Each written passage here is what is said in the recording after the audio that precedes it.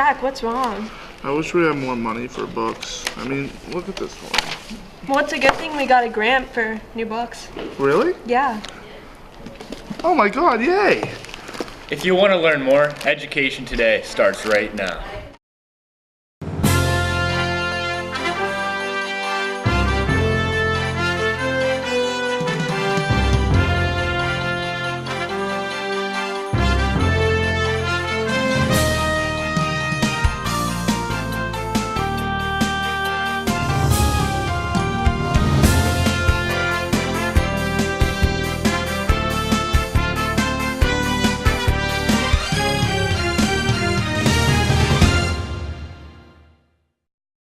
Welcome to Education Today. I'm Chris GARRITANO, Armstrong School District's multimedia technician.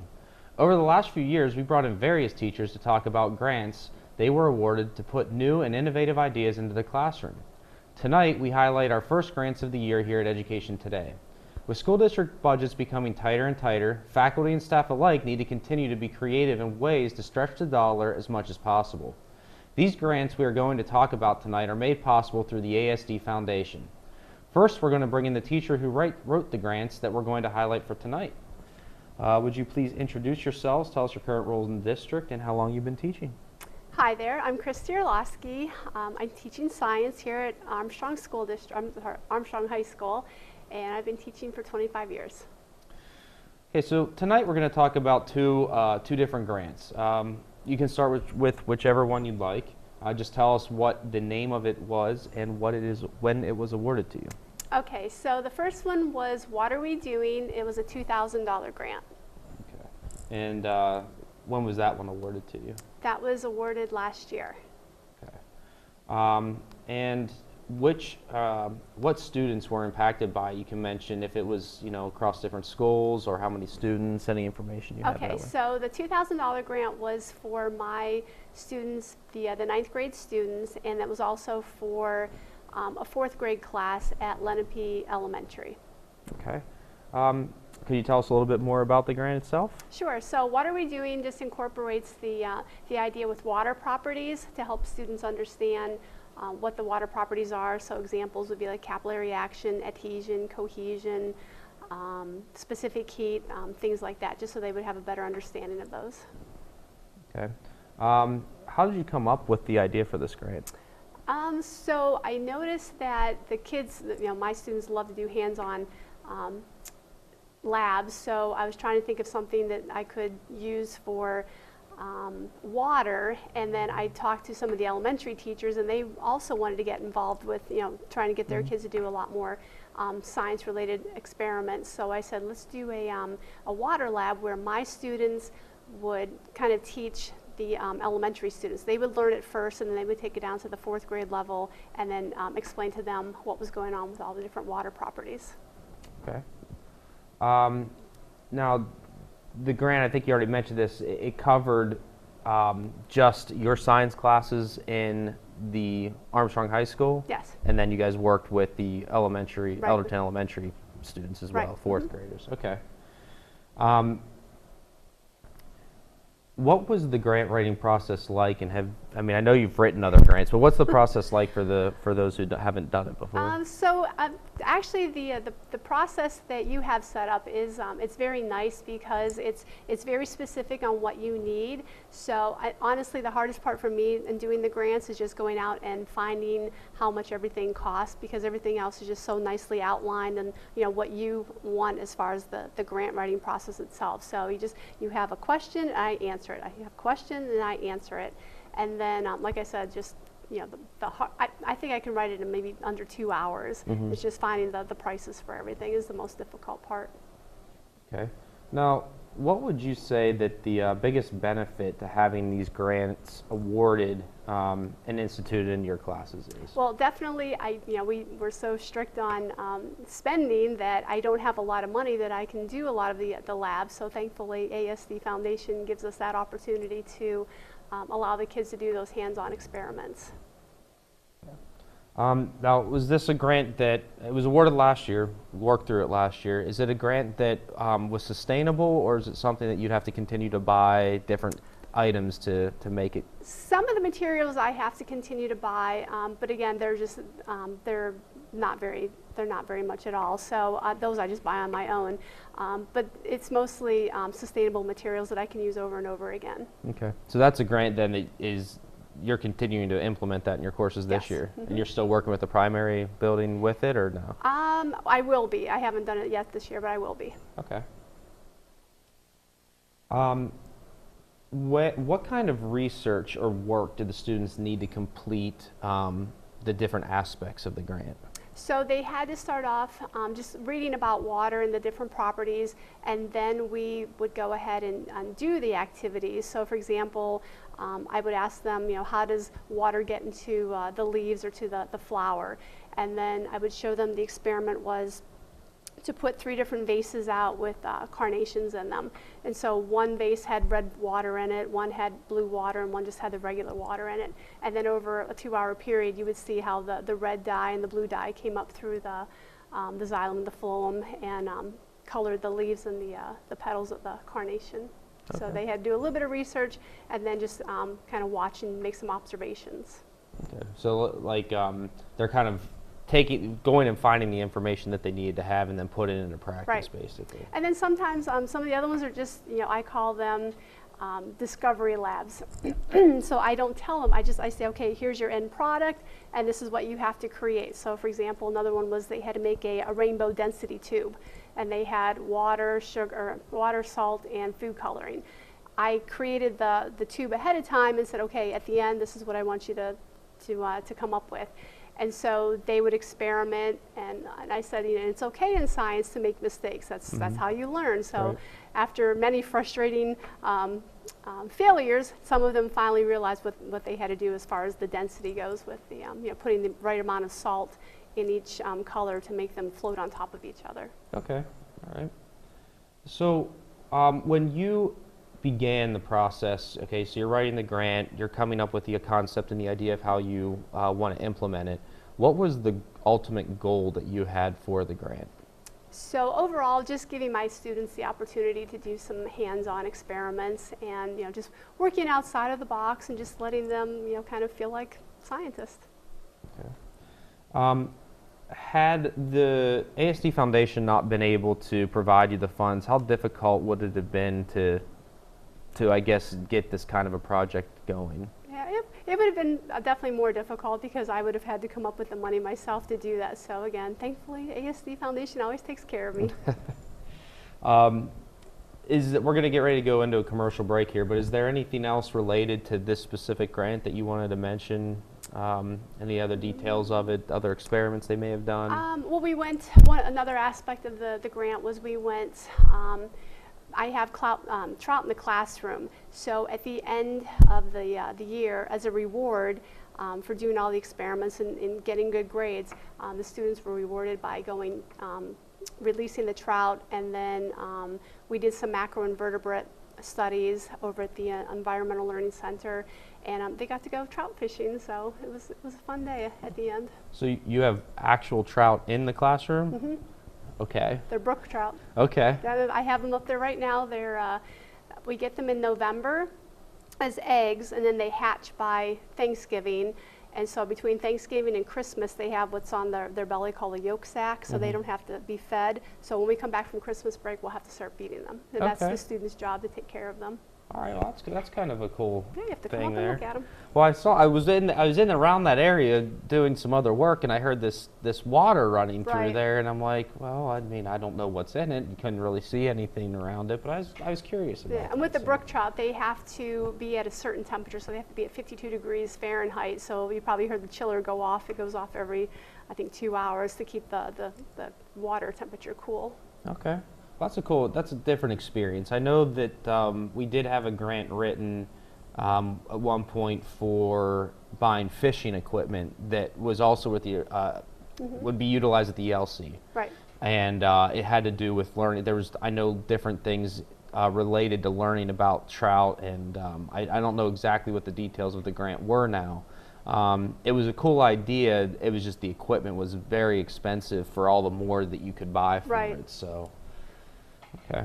But luckily for us, though, Trout Unlimited, who works with us, and that's where I get the eggs from, they're helpful as far as being able to provide some of the funding too, as far as busing, and Mr. Zablocki does a fabulous job in getting us lunch for the day. So we have a lot of different avenues to work with.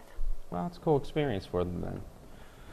All right, well, we're going to take a short break, and when we come back, we're going to talk more about another grant with Mrs. Orlowski here at Education Today. Stick around. Success. We see it every day. Hundreds of majors and programs, bachelor's degrees to PhDs, small classes, internationally known faculty who are committed to your success. Real-world experiences to guide you on your career and life path. An alumni network 120,000 strong. I'm IUP President Mike Driscoll. Visit us. Find your success at Indiana University of Pennsylvania. I'm Indiana County Sheriff Bob Fyhawk. We are all proud of Indiana County, but we must be worried about the negative growth of drugs and alcohol abuse. It is the responsibility of all of us, parents, teachers, and community leaders, to provide the best possible education to our youth in the prevention of drug and alcohol abuse. The law is a deterrent, but education is still our best protection. Help keep Indiana safe and drug-free. For more information on how to talk to your kids about drugs and alcohol, go to the AboveTheInfluence.com, brought to you by the Armstrong, Indiana Drug-Free Communities Coalition.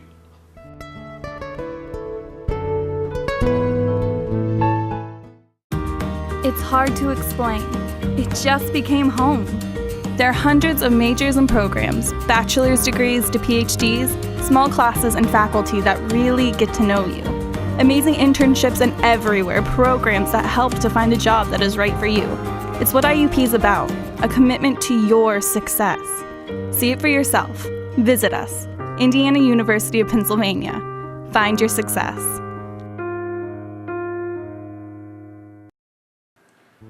Vince Mercuri, Executive Director of The Open Door.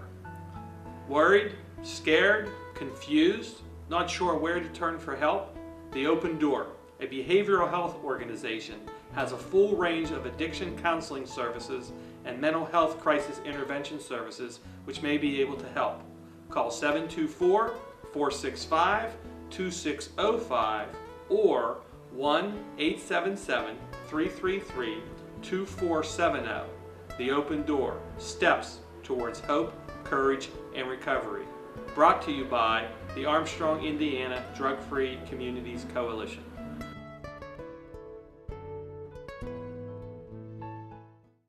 We're back with Armstrong School District's Education Today. I'm HAYLEY Woodside, filling in for Chris GARRITANO. We're going to be talking more about grants awarded through the ASD Foundation. Tonight's grants were written by Mrs. Christy Orlowski, a science teacher here at Armstrong Junior Senior High School. Let's move on to the second of your grants. Tell us its name and when it was awarded to you. Hi, Haley. So the second grant was awarded last year, and it's called Let's Get Growing. What kind of grant is that? Like, what does it do? So this was a district-wide grant. It was for $5,000, and it's basically allowing students to learn about gardening. Was it more for a gardening club or just overall science classes? It was actually for a STEM opportunity, so it was more than just my science class, and it was more just for garden club. What kind of grants did you apply for, and what students were impacted by it? Like which schools, how many students? So it impacted all the students in the Armstrong School District. We've been working with the students obviously here at Armstrong High School through a garden club, and then we also have some materials over at West Shamokin that they're working with the family consumer science classes. And then in the elementaries, we're working with some of them to help them get gardening in their schools behind their, like in their courtyards. How did you come up with the idea for this? So actually, I think 2 years ago, I had an astronomy class, and my student teacher was asking the kids, if they can make the school better, what would they do? And I had a couple of students who said, we should have a gardening club. So I talked to the girls and asked them what their opinions were, what they wanted, and they came up with all these great ideas. So over the summer, we did some research, and then we came up with the, it just kind of snowballed. It started off as, just something we were going to do here at Armstrong, and then it turned out to be something that we decided to go school-wide or district-wide with it.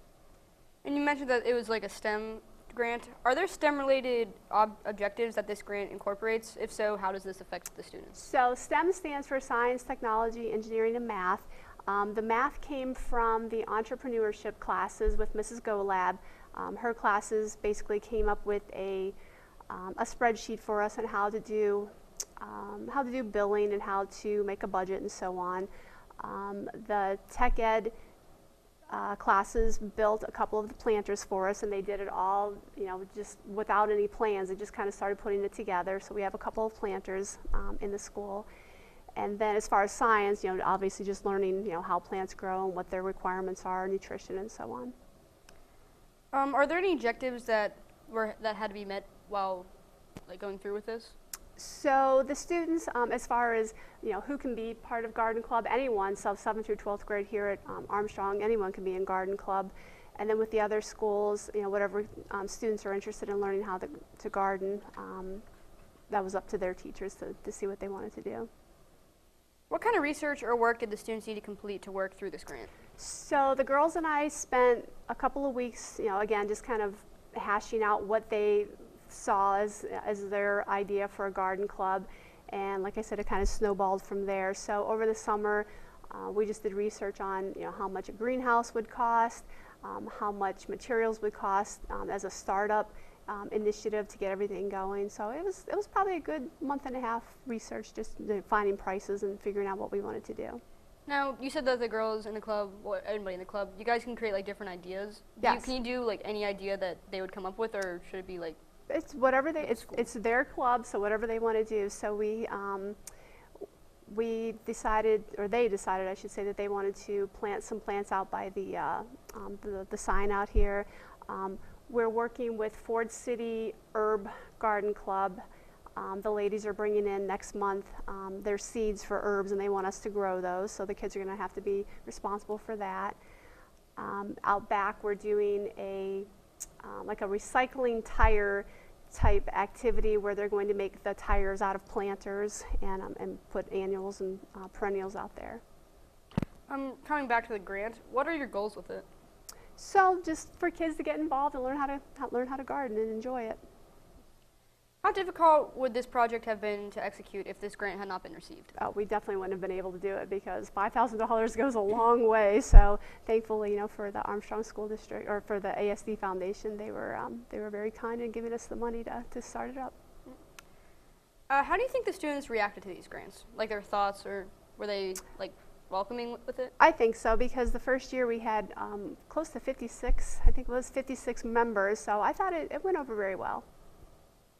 Have you noticed a difference in the students' learning as far as picking up on concepts more quickly or things related to that?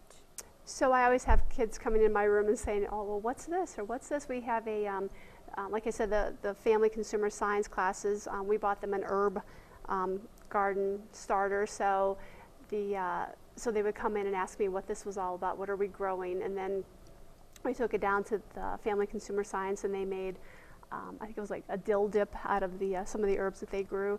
So they're very inquisitive about what's going on up in my room. Is there anything else you would like to add on to the benefit of our viewers? Other than thank you so much, ASD Foundation. I appreciate all of the opportunities that you've given us. Well, that's our show for today. I'd like to thank our guest, Mrs. Christy Orlowski, a teacher here in the Armstrong School District and writer of the grants that we discussed tonight. Our thanks also goes out to the TV production students of Armstrong High School, led by their teacher, Mr. Don Swanson. They were our film crew today. Please join us again next week for another look at the Armstrong School District. Visit our website for updated information about the district, and have a great week.